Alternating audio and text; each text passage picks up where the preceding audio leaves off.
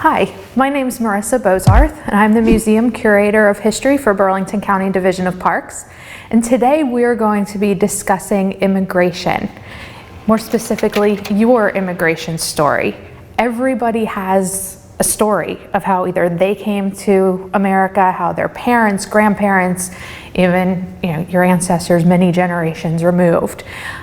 But we don't always know how they got here or why they came here. So today I'm going to go through some nationalities and discuss kind of how we ended up where we are and what makes us who we are. And we begin at the very, very beginning with the Native Americans. Right? Most people don't think of Native Americans as immigrants, but they were. They didn't just one day show up, right? There weren't just automatically people living here. They came from somewhere. The most common theory on how they got to North America is called the Burginius theory. This is the idea of the Native Americans crossing the Bering Strait. This took place anywhere between 18,000 and 15,000 BC. And it was following an ice age. So the land was exposed and they would have crossed from Siberia into what is present-day Alaska by crossing over this land bridge, following large game, right? They were following things that they needed, right? The food crosses over, people come with it. Once they arrived in what would become North America, they eventually moved further south and across continents, which brings them to where we are, right, to the East Coast and also into South America. You can see on the map, there's a red arrow kind of showing you where they migrated once they came into North America and how they settled. The reason that this is the most common theory or the most widely accepted theory is this is the only one that has evidence behind it, really. There have been artifacts discovered, mostly in Colorado and New Mexico, from about 12,000 years ago that represent what has become known as the Clovis culture. This is the oldest verified culture in America. And they have also discovered through some of these artifacts, they could do DNA testing on things that were discovered and have found very significant genetic similarities between Native Americans and the Siberian individuals. So they could automatically link that somewhere there's a relationship between these two cultures. And this is how they believe it all took place. Now, we know throughout our history in America, things have not always been good, I guess you can say, in terms of relations with Native Americans. And you'll see this throughout the entire presentation. It rings true with almost every ethnic group that comes into the country. But it started with the Native Americans. We know throughout our history we were always moving them further away once Europeans come in, putting them on reservations. They were not able to be educated like white Americans. They were not considered citizens, so they did not have the right to vote. They were unable to buy land. They were unable to testify in court. All of those things that we sort of take for granted today, they were unable to do. And it wasn't until 1924 that they were granted full citizenship rights. It happened under President Calvin Coolidge on June 2nd of 1924, where he signed into law, surrounded by representatives from multiple tribes that were present in the country at the time, signed into law that they received full citizenship. So now they were able to vote, they were able to own property, they could testify, they could have representation, they had the right to a proper education, all of the same things that everybody else in America at the time had the right to have. Right? But it took quite some time. If you think they're the first people here, it was 1924 before we allowed them to have those rights. That brings us to colonial America, right? We think of the United States sort of as this melting pot of nations, right? Everybody's allowed in. But it was as early as 1776, and we're fighting to become a country, an independent nation, and we're already telling people who we want here and who we don't. And it all started with Thomas Paine. He was the first one to actually publish something that sort of dictates who is American. He published Common Sense in January of 1776. And Common Sense was the booklet that sort of spurred the revolution, right? Went out to the masses and promoted America, right? That America needs to be its own place, right? And in it, he argues for a new America. We don't want to just be independent of Great Britain. We want to be a whole new nation doing our own thing. And one of the things he says is, to quote him, he says, "Europe, and not England, is the parent country of America. The New World hath been the asylum for the persecuted lovers of civil and religious liberty from every part of Europe." So he specifically points out Europe. That means white, mostly Catholic or Protestant at the time, individuals. Nobody else. Right? That is who he is saying America is. Right? That means no African Americans, no Jewish individuals, no Spanish or Mexican people from South America, things like that. He's specifically saying white Europeans is where they're coming from. And as early as 1790, we are a brand new nation. The United States passes its first law regarding naturalization in the country. Did not take long. For a country founded on, most people that helped found our country were not from here. It came from somewhere else. Decided very quickly who was welcome and who was not, unfortunately. And in this Naturalization Act of 1790, they said all free white persons of good character who lived in the United States for 2 years or more could apply for citizenship. Now, who determined if you're of good character or not? I have no idea. That's sort of the part that's up in the air. But you had to have lived here for at least 2 years, proved yourself, and you had to be a white individual in order to garner citizenship. And you had to apply at that point as well. So without citizenship, again, you could not vote, you could not testify in court, and you could not own property. So you were very limited to what you were able to do. The very first United States Census was also taken in August of that year. And in that census, they found that English was the largest percentage of nationality living here, which makes sense considering we came from Great Britain. But 1 out of every 5 individuals living in the United States at that time had African heritage. So if you think about that, 1 out of every 5 people in the country cannot become a citizen, right? Which is kind of shocking when you think of the numbers. It's a lot of people that they are not considering American or allowing them to become citizens at this stage. So that takes us into who are some of these first Europeans that are coming over to the United States. And we begin with the Germans. The Germans are some of the first Europeans to arrive in the New World. Right? They come as early as 1608 into Jamestown, Virginia. It was largely settled by German immigrants. By 1620, they settle in what would become New York. At the time, it was known as New Amsterdam. And eventually, name would be changed. And more frequently, Germans are starting to arrive in what would become America. And one of the reasons is William Penn. Right? Very early on, William Penn traveled around Europe, speaking about religious tolerance. And he went to Germany. And when he went to Germany and was speaking about, we have this place over on the other side of the ocean that there is no persecution for whatever religion you may be. You should come with me. And there's very cheap land there. The Germans took it and they went.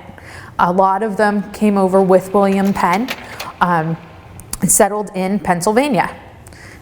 There's still a very large German population in Pennsylvania. Most of them that came were Protestant, Mennonite, Quaker, and Amish. If you're familiar with Pennsylvania, there's that whole section, Lancaster area, very highly Mennonite and Amish still today. They also established Germantown outside of Philadelphia very early on as well. Germantown was established in 1683. It's before we were even a country. We had that area settled largely obviously by Germans. The first wave to come over, the majority of them came from Southwest Germany. They were extremely poor. Most of them didn't even have the funds to pay for their transport. So they ended up becoming indentured servants. A lot of them found other people that had the means that were also coming to America and had them pay their way. And then when they got here, they would work for them for 3-5 years, just depending on whatever the deal was that they brokered with them.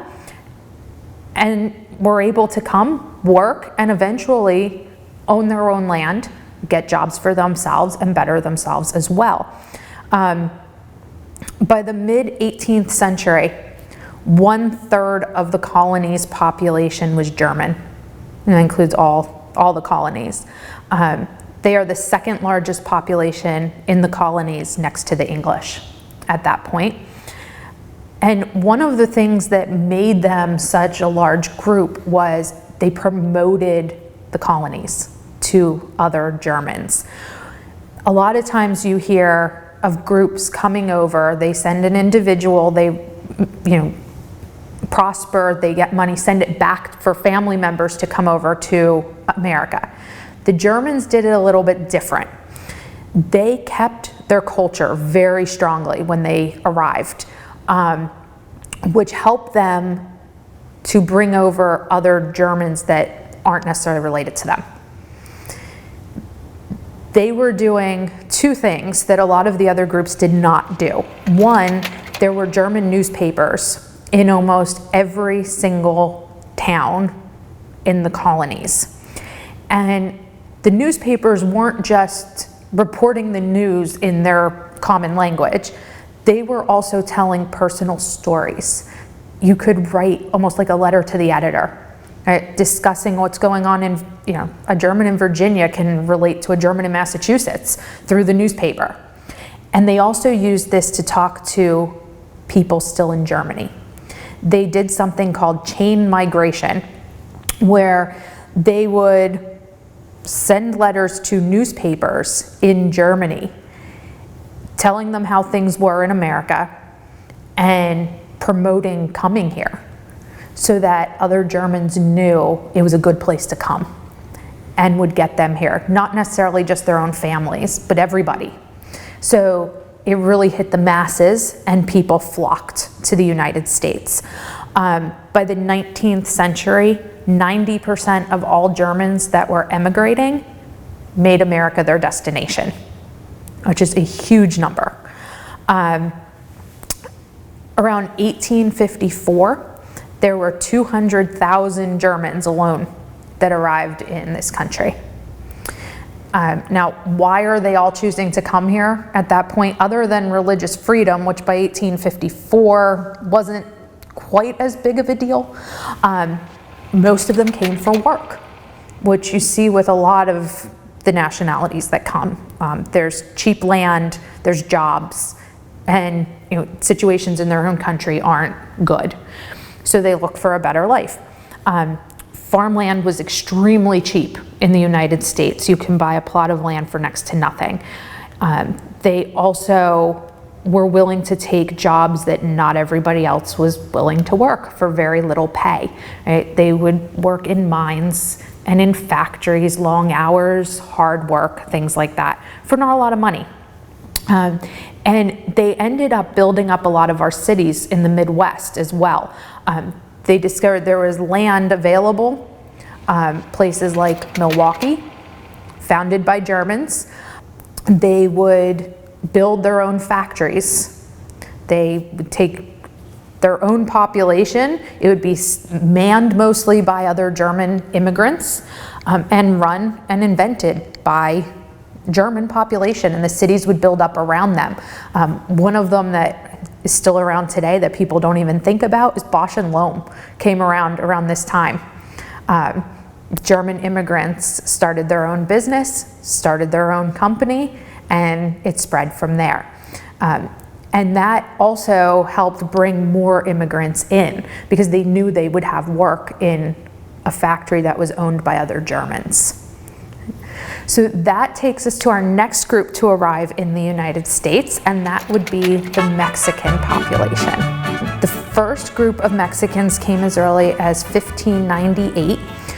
They arrived in what would become New Mexico. Only about 10 years later, they would found what would become Santa Fe, and basically make that a hub for people that are immigrating from that region. It was very small groups of people coming into Southwest at this point. A lot of the Mexican population, which was very different from the Europeans due to geographical location, they weren't necessarily coming to the United States to stay. So a lot of them would come in, they would work for a while, get some money together, and go home. Right? So you saw a big back and forth because it was easy to do. It wasn't until 1848 where the United States obtained some of this land in Southwest United States that Mexicans started to come in larger numbers and stay for longer periods of time. In 1848, the United States signed the Treaty of Guadalupe Hidalgo. This treaty gave the United States California, along with parts of Colorado, Arizona, New Mexico, Utah, and Nevada. The country paid $15 million for this chunk of land. And what happens at this point is everybody living there is now in the United States. It's no longer a territory or land owned by other nations. Automatically, they're in the country. They are now eligible for citizenship.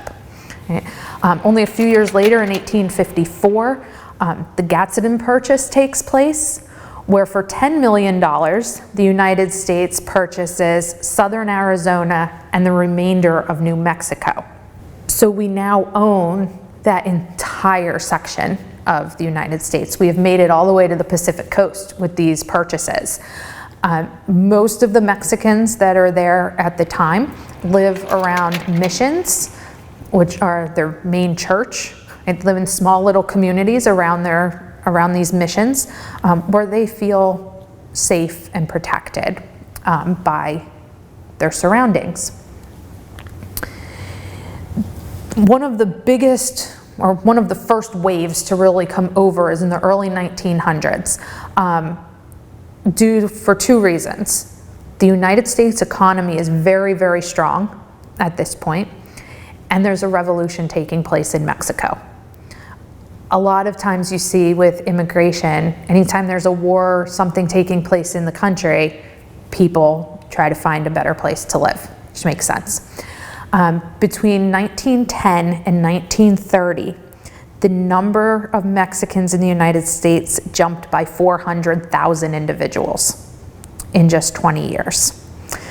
Most of them came through El Paso, Texas, which was nicknamed the Mexican Ellis Island. You can see in the slides there's a bridge that connects El Paso to Mexico, and that was their main port of entry to do that. Again, a lot of them were still continuing to move back and forth. It wasn't until World War I and the Depression that the majority of the Mexicans started to stay in the United States a lot more. Work became harder to get, and a lot of them moved into cities in order to obtain jobs. And they spread out more. They were in smaller pockets, if you want to call them that, and were finding their way into the cities for work. And this is when a lot of the tensions arise. So the early Europeans that were here are fine with this because they're over here and the Mexicans are still in Southwest America. So there's a large amount of land separating the two groups. As soon as they start coming into the cities where the Europeans, the English, the Germans are working, and they feel the Mexicans are coming in and taking their jobs, that's where a lot of tensions start to arise. And this happens with almost every single ethnic group. You will hear this throughout the whole program, where almost every group, all of the tensions come from the fact somebody that was here first thinks the other group is taking their spot, and they don't like that. Right? Mexicans are one of the first that have to deal with this issue, however.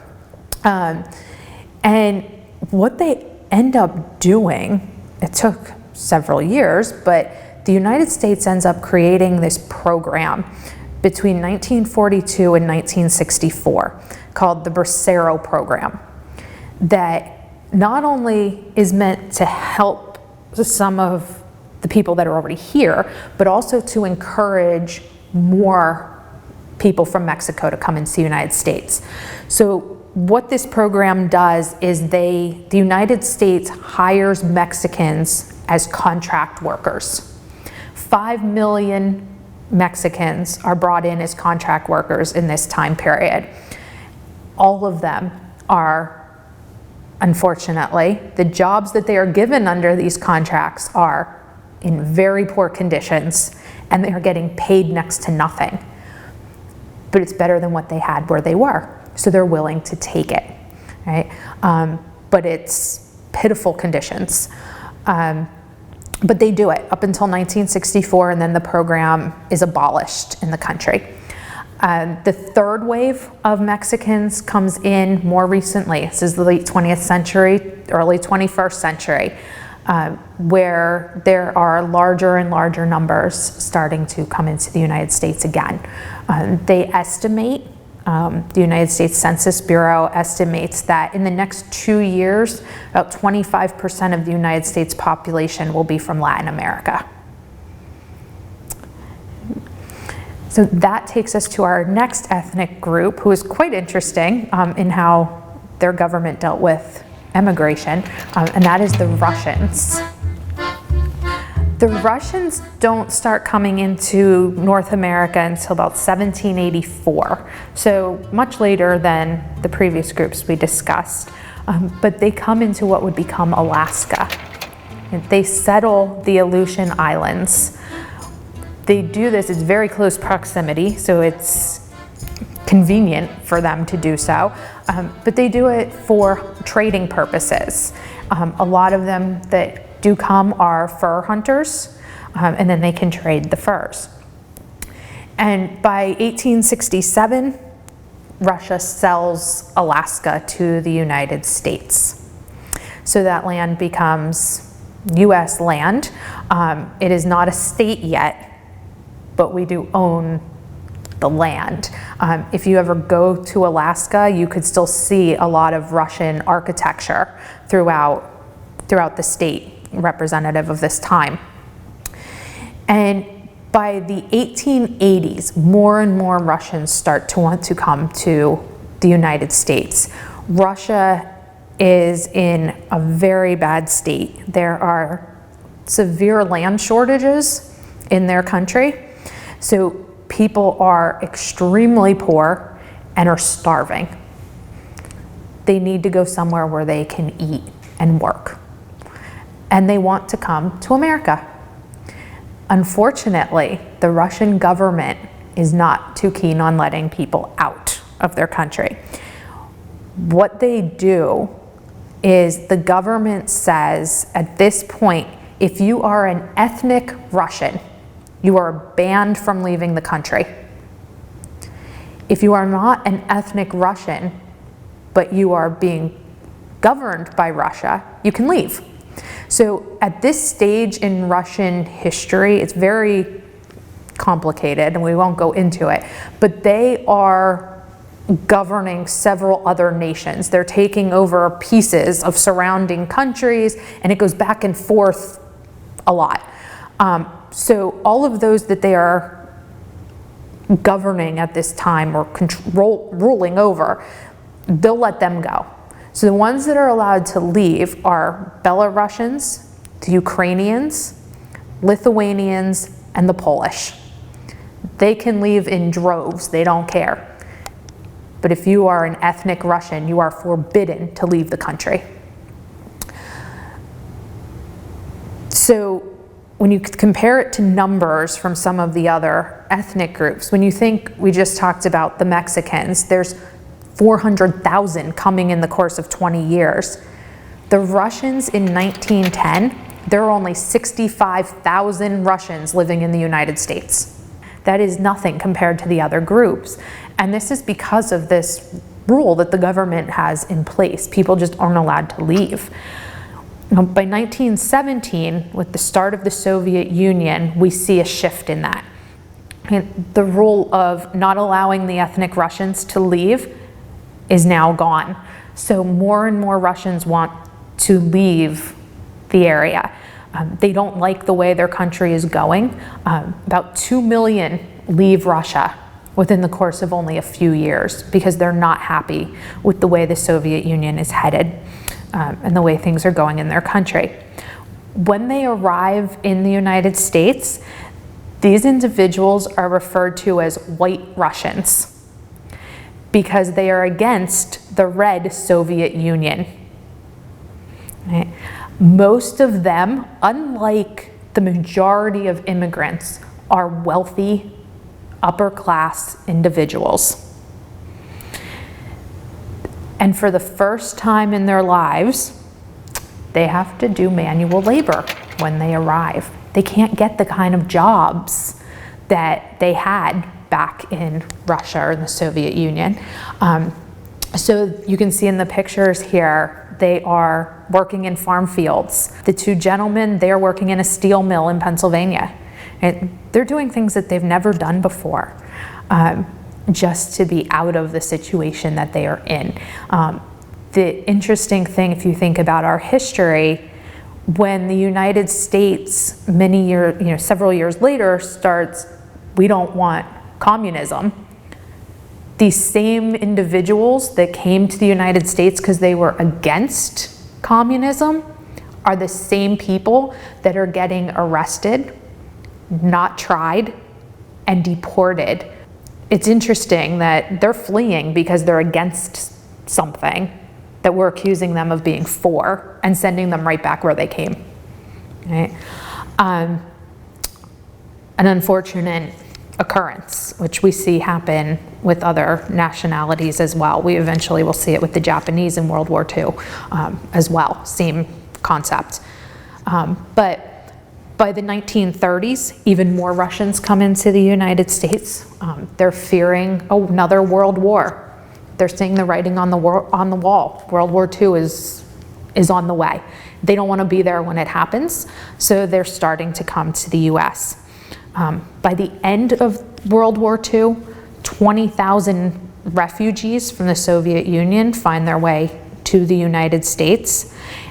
They're seeing larger and larger waves of people leaving their country, and they're not happy about it.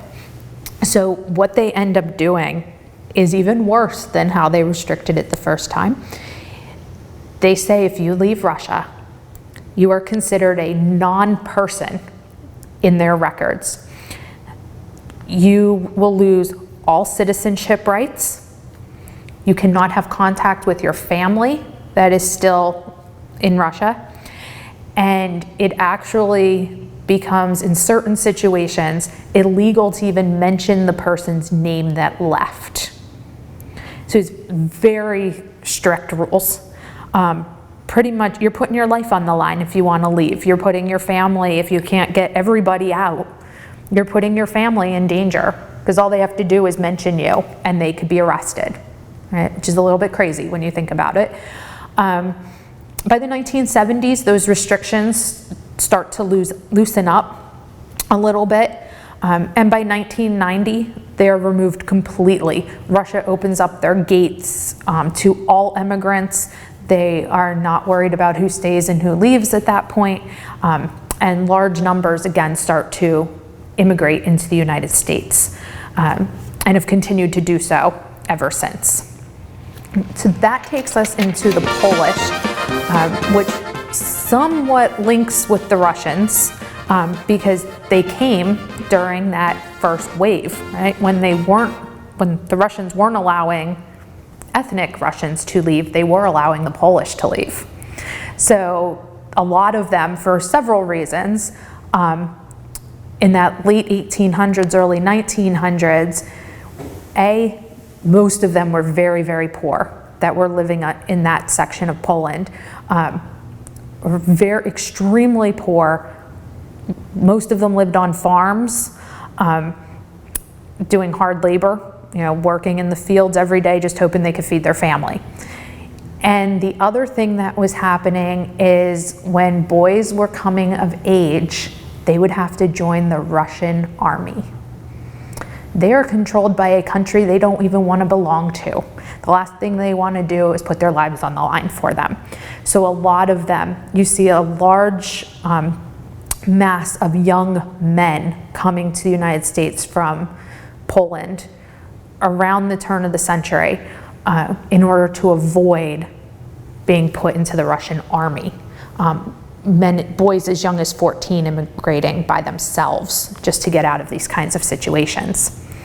Some of the earliest Polish to arrive settled in 1854 in Panna Maria, Texas, because at that time there were tensions between Russia and Poland, and the Germans were actually siding with the Polish.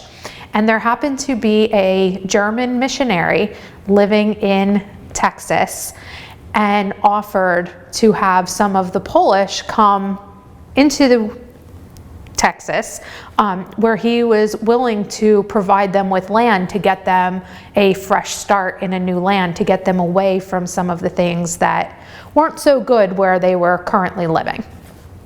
Later on, around the turn of the 20th century, that's where we see them coming in through ports like New York and Philadelphia. And they, for the most part, stay in those areas. Right? They don't go very far from wherever they arrived. Like I said, most of them come due to the situation with Russia, land shortages, starvation, unemployment rates.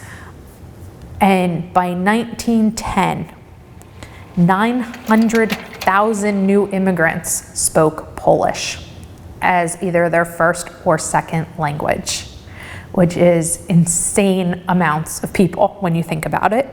After World War I, Poland gained its independence. So with that comes hopefully some more prosperity.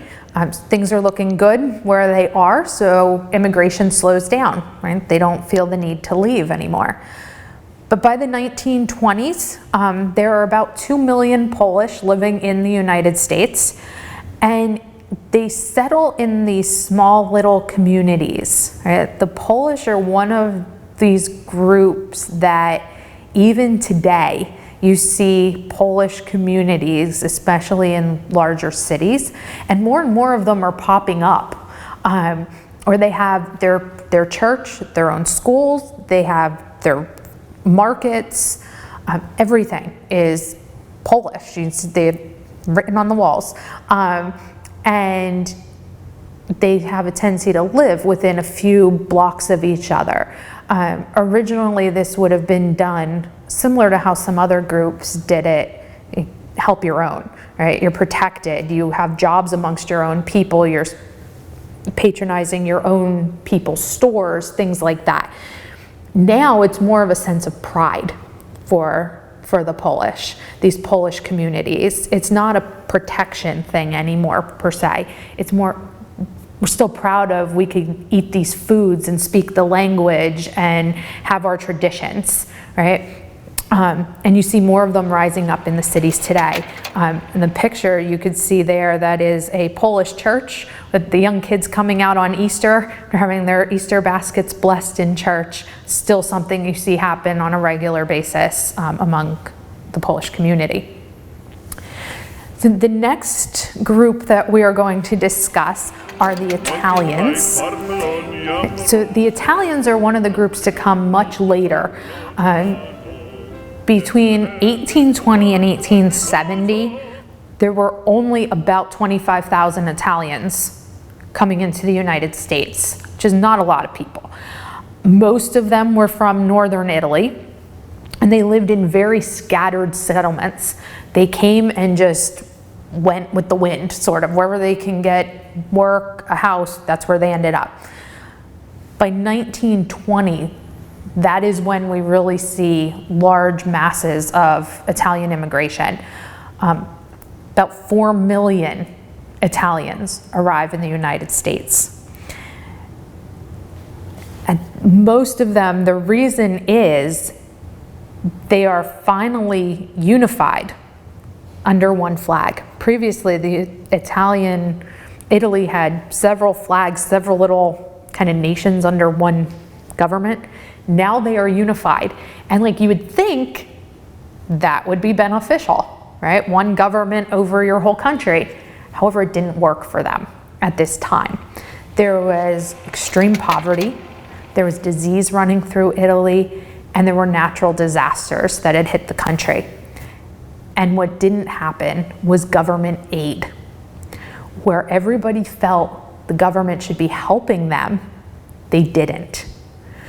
So people got mad, people get disappointed, they want something better. And also coinciding with this is the travel to America became much cheaper. You could get here easier. So a lot of people left. When they arrived, most of them were farmers, laborers. A lot of them came and worked in the fields. Majority of them came through Ellis Island, which I'm sure most people are familiar with, at least in some regard, have at least heard of Ellis Island. That is where the majority of the Italians would come through. When they arrived, along with every other ethnic group that would come through there, individuals were numbered, sorted, inspected for disease, and to see if they are fit for work. It was a very rigorous process. It was it could have been embarrassing for people. You had to try and communicate with people that you got here. Oftentimes you were separated from your family when you arrived. And the Italians named Ellis Island the Island of Tears. Right? We always think of Ellis Island as the place that people dream of coming into, right? It's, you get there, you're here, you're in America, you're free. The Italians called it the Island of Tears because there was such a fear when you arrived that you could be sent back, that you would not be accepted into America. And there was a law in place where the boat that brought you had to stay in port until everybody that was on that ship was inspected. If there was anyone that was deemed unfit, they had to be put back on that boat, and that captain was responsible for returning you to whatever country or port you came out of. Now, only about 2% of people ended up being turned away. It wasn't a large amount, but there's always that fear that if they find you to be sick, if you have a transmittable disease, you're not going to be allowed into the United States. If they think you're not capable of holding a job, if you have a physical ailment that maybe you can't work, they look at it as you're not a fit citizen. So you could be turned away. That fear is always lingering. and even more so for the Italians really felt that fear. And when they arrived, that didn't change. Right? About 1/3 of them ended up staying in New York City. They didn't go very far at all when they arrived. They would settle in villages with other people from their region of Italy, and not just other Italians, but from their specific region. They would live in small little communities, mostly in tenement housing to begin with, which was not pleasant. A lot of people in small rooms, right? Most of them would do work in factories, piecemeal work, and fruit stands was a big thing for them to do. So you can see a fruit stand in this photo, and observers in 1890s New York City had said there's a fruit stand on every corner, and behind every fruit stand there's an Italian. Later on, they would start to move further out and have other jobs. A lot of them would work in a city, in factories, and then move into the farm fields in the right seasons. Right? They weren't owning the farms, but they were being labor on the farms. So you could see in the pictures there, the one is Whitesbog down in Brown's Mills, where majority of the pickers during cranberry season were Italians coming out of Philadelphia. They were living in the city, working in the factories, and in the fall, cranberries are due to be picked. They were coming over into our area, picking for a little bit extra money, and then going back home, right? Or they would be sending their kids over even to do the work, and then going back to Philadelphia as well. And just like many other groups, they start to get blamed for taking jobs, right? Taking jobs from other people. And also there's a very large anti-Catholic sentiment going through the United States, which affects the Italians and the Irish greatly. You start to see signs that say, you know, help wanted, but we don't want Italians or Irish to apply. So we need people to work for us, but only certain people are allowed. Most of that stems from the anti-Catholic sentiments that are going around our country at the time. So that brings us to the Irish and how they came into the United States. So the first wave of Irish to come, most of them are what would be considered Scotch Irish, coming from the northern province of Ulster. Most of them settle in the middle colonies and are Irish Catholics. They are educated, they are skilled workers that are coming in this first wave. They are not the poor farmer. That comes later. We have a tendency to think of Irish immigration around the potato famine. That's a little bit later. The original group to come over are educated, skilled workers. They are coming because at this point, it's pre-revolution. The colonies are seen as a place to prosper, do business. You can set up new accounts, and you know, if you're a skilled laborer, you could be doing trade back and forth between your native country and the colonies, things like that. A little bit later on, once we are a nation, within a 100-year span, so between 1820 and about 1920, 4.5 million Irish come to the United States in that 100 years. The second big wave to come through, those are the individuals coming due to potato famine. About 500,000 people come to the United States due to the potato blight. And you could really see the numbers when you look at Ireland's population. And so in 1841, the population of Ireland was 8.2 million people. Only 10 years later, they only had 6.6 million. And by 1891, they were down to 4.7. That's how many people are leaving their country at this point in time. So during this time, the potato famine can account for about 1 million of this change in population due to death. The rest of these numbers are all people leaving Ireland and immigrating to the United States. Most of these individuals are very poor. Like I said, they're leaving due to the potato famine, so they are starving. Their crops are destroyed. So most of them are very, very poor. Most of them settle right near the ports that they arrive in. And right from the beginning, the Irish are seen as poor, dirty people. They are accused of spreading disease throughout cities. They are told they are unsanitary.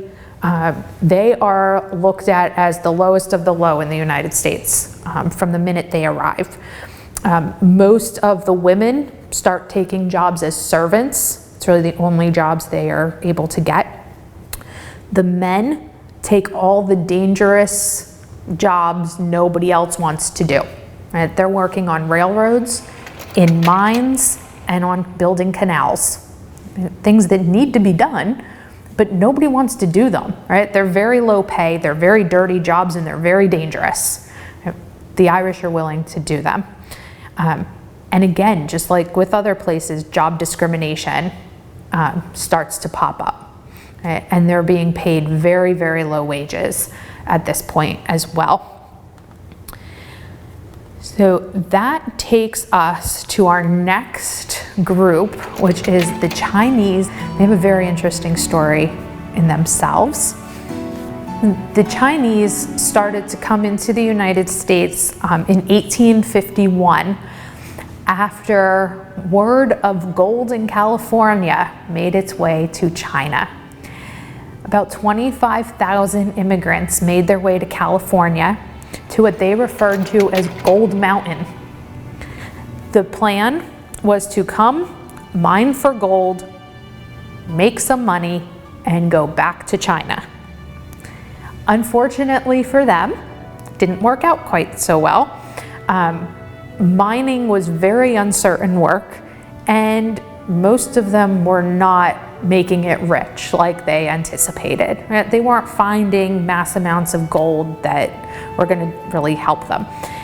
So unfortunately, what ended up happening for them is they didn't have the money to return home, and they also didn't have the money to bring their families here.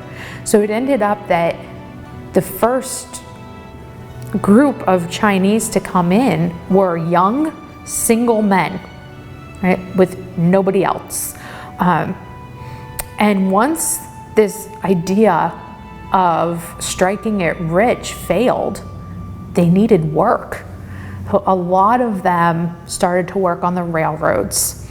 At this time, the Central Pacific Railroad was being constructed, and there were 10,000 Chinese laborers on this workforce. Majority of the people working on it were young, unskilled Chinese individuals. Many of them eventually would open their own businesses. They were very discriminated against from the very beginning when they came to the United States. So they were told they couldn't shop in certain places. They couldn't, they couldn't get jobs in stores, things like that. So they would open their own, start their own business, and they would shop at each other's places in order to try and prosper and bring more Chinese into the country. Unfortunately, as you can see in the picture here in the sketch, a lot of them were run out of business. They were beaten in the streets and oftentimes even killed. This is one of the first times we see violence against an immigration group. Oftentimes it's discrimination. It's we don't want to hire them. We're not going to go to their stores, things like that. We don't want them living next door. This is one of the first times that people are physically hurting a specific individual, immigration group or ethnic group. There are a couple different pieces of legislature that are passed specifically against the Chinese individuals. One of the first ones is the foreign miners license tax, which means they need to pay $20 a month for the right to mine. These are poor individuals. They don't have $20 a month to give. So it's their way of excluding them. Then there's the sidewalk ordinance that is passed as early as 1870. The sidewalk ordinance banned the Chinese method of carrying vegetables and laundry on a pole. So you can see it in the picture. There's this man standing there with a big long pole with the baskets on his side. In 1870, that was banned. Couldn't walk down the street like that anymore. You could be fined if you did that. They also were unable to work in federal, state, or local governments. They could not testify in court, and they were unable to attend public school. So very, very discriminated against group of people. By 1882, the Chinese Exclusion Act is put in place. Right? No mincing words on what we're doing here.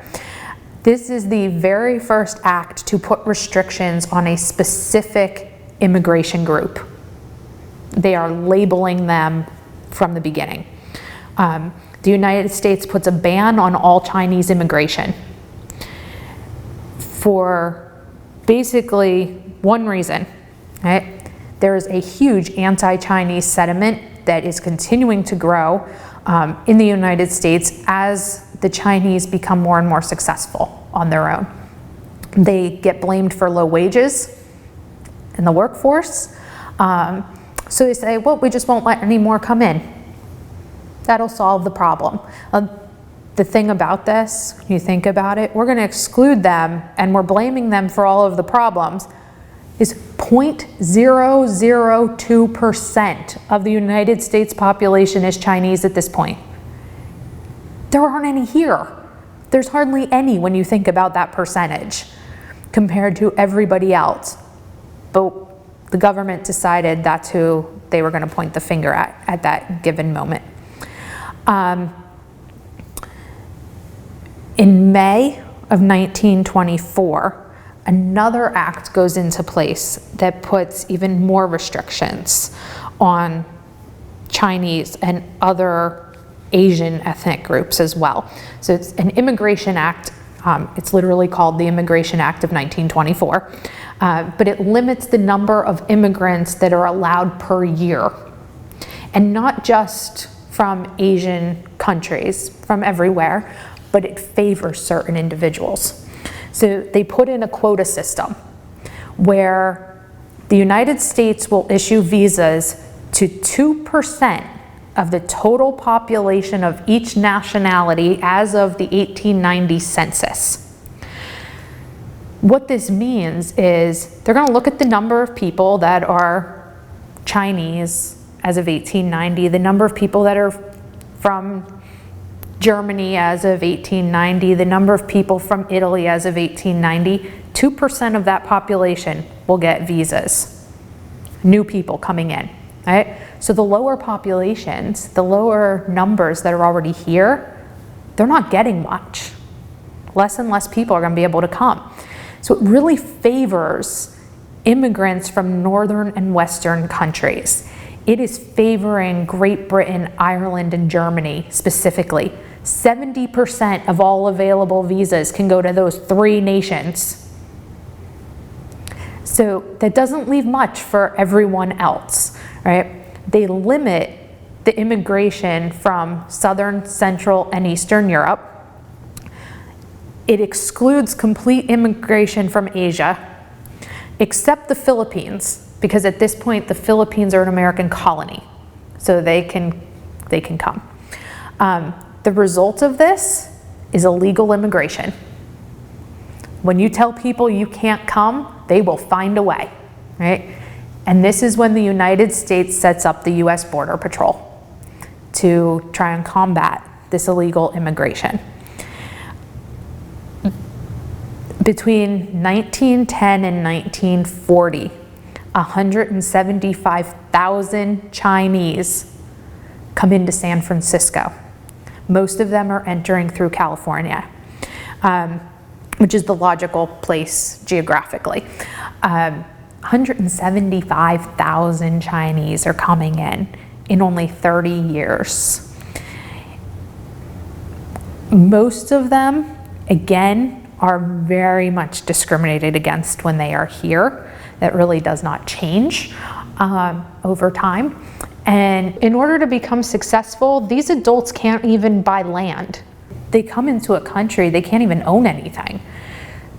But if their children are born here, their children are American citizens automatically. So a lot of them are coming here and having their children and then buying property in their children's names to get around the system. Now they have property for themselves. They're opening businesses in their kids' names. And one of the things that you see start to sprout up is Chinatown. This is their way of survival. We see Chinatown today, it's sort of, they've become like tourist attractions. You know, people go look at the architecture, eat their food, things like that. Well, when they first started, they were their way of surviving, making a way for themselves in the United States. It's a way of taking care of their own in their own community. So the next group that we're going to discuss is the Japanese. The Japanese were very similar, not quite as many coming, and the Japanese government played a bigger role in immigration into the United States as well. But they start coming around the same time. It was around the 1860s where Japan experienced a major rush of urbanization and industrialization, which caused a lot of social disruption and an agricultural decline. So people that were in the agricultural field were suffering. So a lot of people started to leave and come to the United States. There were barriers up, obviously, in the United States for the Japanese to come in, and there were also barriers in Japan for people leaving. A lot of these barriers started to wane a little bit, at least on the Japanese side, around the 1880s, and you see more and more people start to come over. The Japanese, once they realized if you lessen the ban, more people are going to leave, they decided, well, this isn't good, so they put another ban on. The Japanese government they basically chose who was allowed to emigrate. They did it by a lottery. So you could apply to leave Japan, and the government would select out of a pool of people so many per year that were allowed to actually leave. And they would favor young men, mostly because they felt they could come to the United States, they would get an education, and they would become, the upper class, right? They're going to make something of themselves, and it would bode well for Japan in the long run. So most of these people were coming to the Pacific Coast and Hawaii, actually, would settle in Hawaii. There's about 400,000 Japanese that immigrate between 1886 and 1910. The interesting things is, during World War II, we had the Japanese internment camps where you hear about California mostly, right, where the United States was fearful of the Japanese. So they were putting them in camps. One of the things they didn't do was put any of them from Hawaii in camps. It was mostly in California. The reason was the Hawaiian population was majority Japanese. If you would have put them all in camps, the economy of Hawaii would have totally fell apart. There wouldn't have been enough people to keep the state viable. So they didn't do it. So they picked and chose who, for their own benefit, are the ones that are bad, per se, in their eyes, which I find kind of interesting. And then in February of 1907, the United States went in on an agreement with Japan called the Gentleman's Agreement. This was done because people were prejudiced against the Japanese in California. They felt that they were costing white Americans jobs and they were depressing the wages. So Japan agreed that they would only allow immigrants from certain businesses and professional men to leave their country. In turn, President Roosevelt agreed that he would end segregation of Japanese students in California schools. So at this time, it was very much like segregation we're more familiar with between African Americans and whites, right? You had your white schools and you had Japanese schools, and they were not equal. So this is their agreement. We will only send you our best and brightest, but in turn, you have to allow the Japanese students to go to school with the white students. So that is what they did. They did that for quite some time to try and ease some of those tensions between the two countries and the immigrants coming out of Japan. That takes us through pretty much all of the ethnic groups. I'm going to run through fairly quickly some of the more modern, if you want to call it that, rules that have, or laws that have been put in place up until the more present day, and how they kind of have affected immigration in the United States. So the first one was in 1948. The first refugee and resettlement law was put in place to deal with an influx of Europeans that were seeking permanent residence following World War II. A lot more wanted to come, and they were fleeing for a reason. So now they're not necessarily considered immigrants, they're refugees, right? They're coming from a war-torn country and resettling here. In 1952, we have the McCarran-Walter Act, which is the act that ends exclusion of Asians in the United States. Right? No longer, as of 1952, that Chinese Exclusion Act, the Immigration Act that excluded the Asians, had the quota system.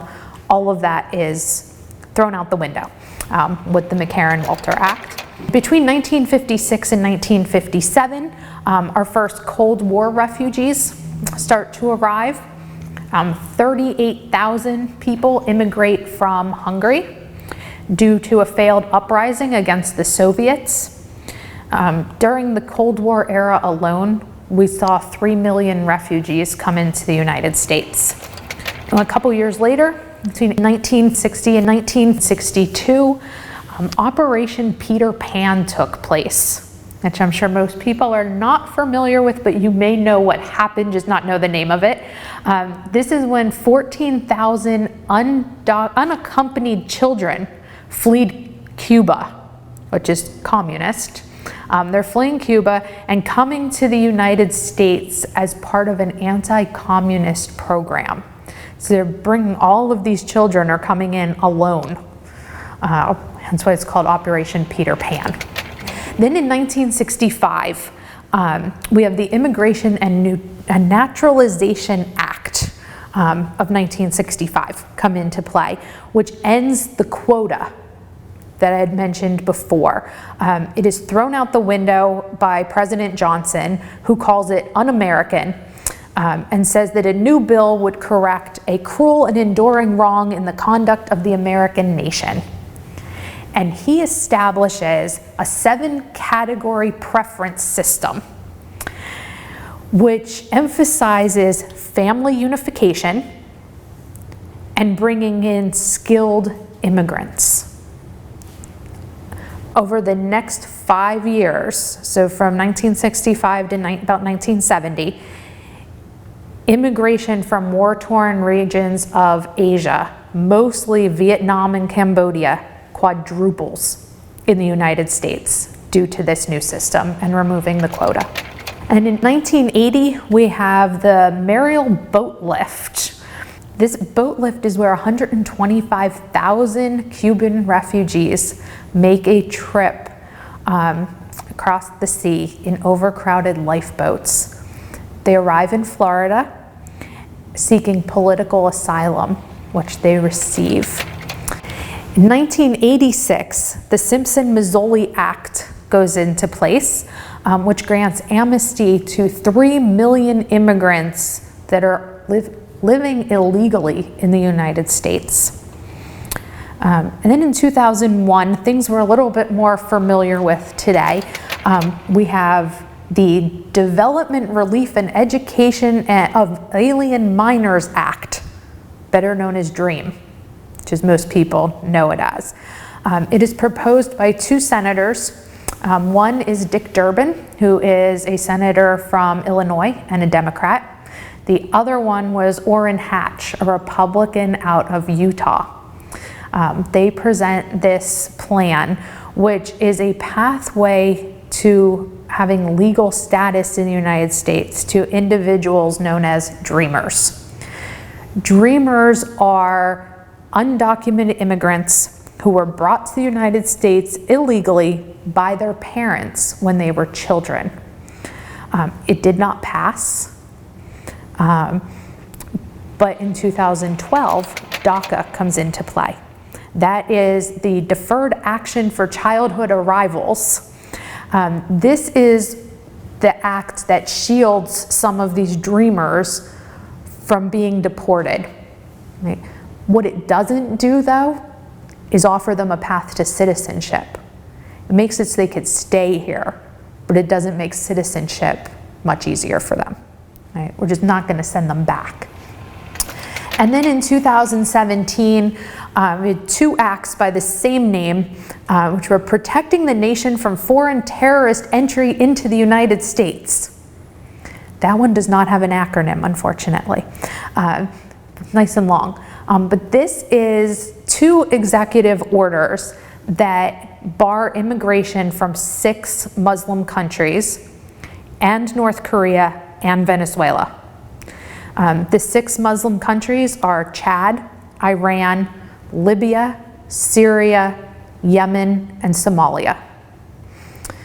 It is challenged in state and federal courts and was upheld at that time. In April of 2018, the restrictions on Chad were lifted, but in June, the Supreme Court upheld the ban on the remainder of the other countries.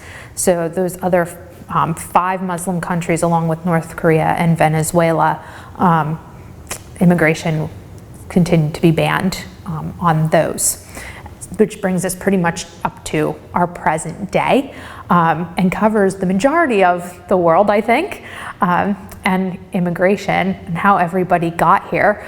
So hopefully you learned something, a little bit about how your people arrived in the United States or how your neighbors arrived here, and what everybody has gone through. Right? Everybody sort of has the same, somewhat the same story with a little bit of twists in terms of how they arrived in the United States or how their ancestors arrived in the United States. And hopefully it'll make you think about your story a little bit differently, or maybe look into it. Maybe you don't even know. So it'll give you something to kind of take that springboard, try and figure out your family a little bit better. I hope you enjoyed this presentation and it helps you realize that our families were all immigrants at one point. I urge you to use patience and understanding towards all people as we continue to welcome others and to grow as a nation.